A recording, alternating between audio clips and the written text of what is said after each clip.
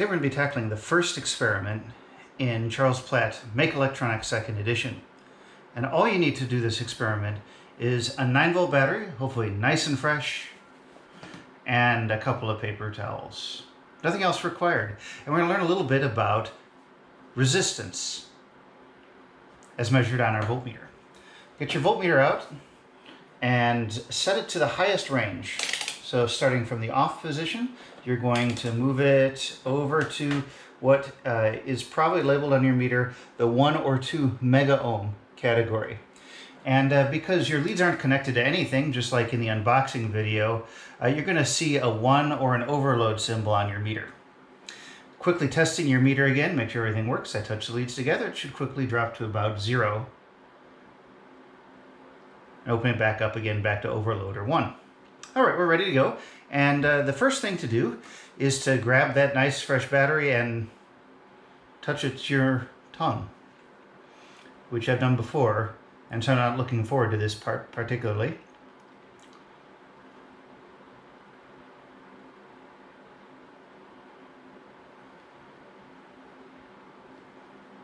And you feel a little tingling. Not something you really ever get used to. But you can definitely taste the power as the experiment's titled. So now the author asks you to take your paper towel and dry your tongue off. I'm going to repeat it. First wet, and then dry.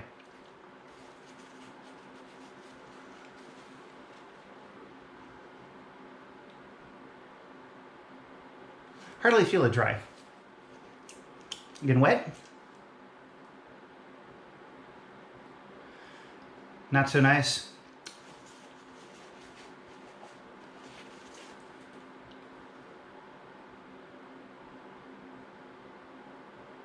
And dry.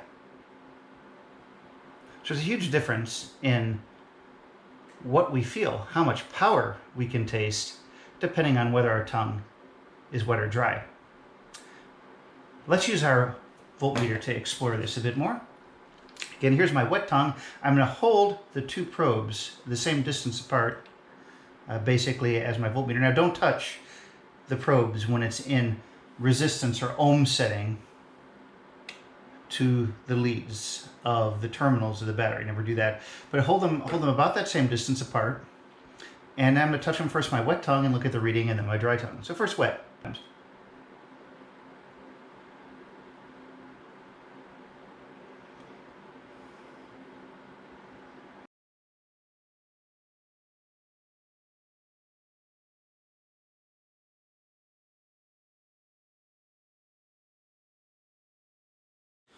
So we can conclude that the resistance of our tongue, as measured by the multimeter, is lower when we taste the power more. And the resistance is higher when we taste it less or hardly at all. Next thing that the author asks us to do is to take our probes the same distance apart and place them on our arm. Now back to the meter, same distance apart. And if you're lucky, you'll get a reading that's very close to the top range of the meter. At first, something like 1.7, 1.8 mega ohms in my case. Compare that to the 0.3 or 0.2 mega ohms that I saw in my tongue. This explains why, and I don't think I have to convince you of this, but you're welcome to try it, that I don't feel any tingle at all, of course, when I touch the battery to my arm, let alone to my fingers. And that's because this resistance is much higher than it is even more than my dry tongue. And so at high resistance, I seem not to feel the power of the 9-volt battery at all. Instead of trying to measure the resistance across our arm, so we found that already with our meter, it was a very large resistance, already getting quite hard to measure even with the probes close together. Lengthening them probably wasn't going to work very much. Instead, we're going to do something a little bit more quantitative, practice taking some data, and also it'll give us a look at a very important component which we're going to use quite a bit later in this class, called a potentiometer. So I'm going to use a sheet of paper and a ruler, and preferably metric. So I just printed off a website, and a nice dark pencil, should be number 2 or darker. And what I'm going to do is make a nice dark stripe about 10 centimeters long, and I'm going to make it a few centimeters wide and fill it in real nicely, as dark as possible.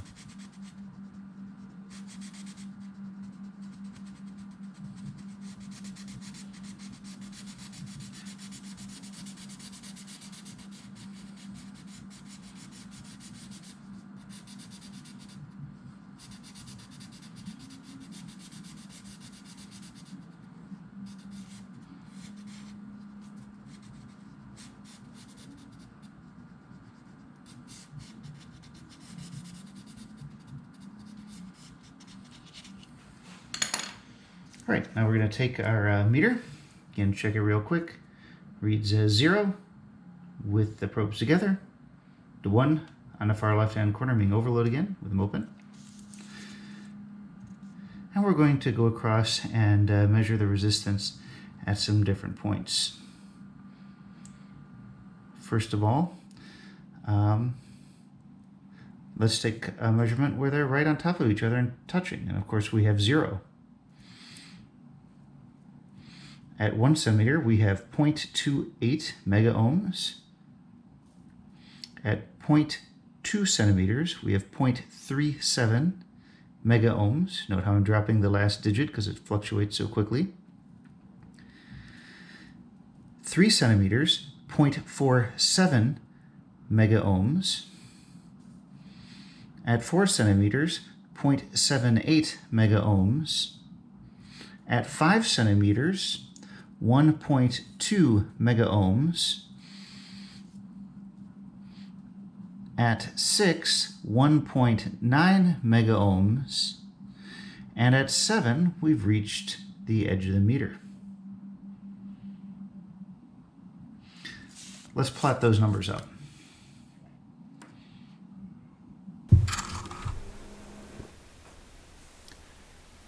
As I was taking the data, I was graphing it in Google Sheets. And there'll be a tutorial on Google Sheets and some tips for using it you can look at if you have any questions about it. Graphing your data as you go along is a wonderful idea. We're going to talk a little bit about the graph that we just took because actually the first assignment is going to involve repeating my experiment. More on that in a moment. The x-axis is the independent variable, the horizontal axis. In this case, it's distance in centimeters, and it was the distance between my black and red voltmeter probe when it was set to measure ohms around a mega ohm in value. And the distance between the probes is what I was changing, and our convention is it always goes on the x-axis. And on the vertical axis, or the y-axis, is the dependent variable, which is what I was measuring, in this case the resistance value. So every position that I moved the probe is represented by a value on the x-axis, and every measurement by its corresponding height on the y-axis. Note that both axes have the units that were used for the measurement. Distance was measured in centimeters, and the resistance in mega ohms, which as we'll find out means millions of ohms, very large values of resistance. A couple other quick things about making graphs, especially in the sciences. You should always have units, and the numbers should always be very clear and easy to read, and the points pretty large. Finally, notice that I haven't drawn lines in between points on the graph. That's something that we'll talk about later, because drawing lines usually implies either a fit or a model, and we're not ready to do that quite yet with this data set. Looking at the graph, however, makes some things very readily apparent which may not be absolutely clear just by looking at the tables and numbers. There's a trend in our data namely that as the separation between the probes increased, the resistance also went up.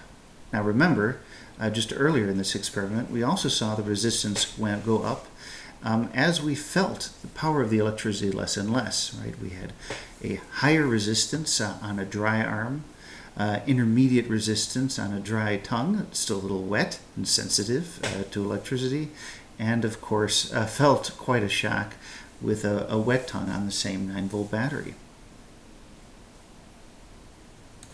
Here the resistance is increasing the farther that the electricity has to travel. And that's the main take-home message from this experiment. Why it has this particular shape to the curve and how that depended on the way we took data is something we'll talk about a bit later.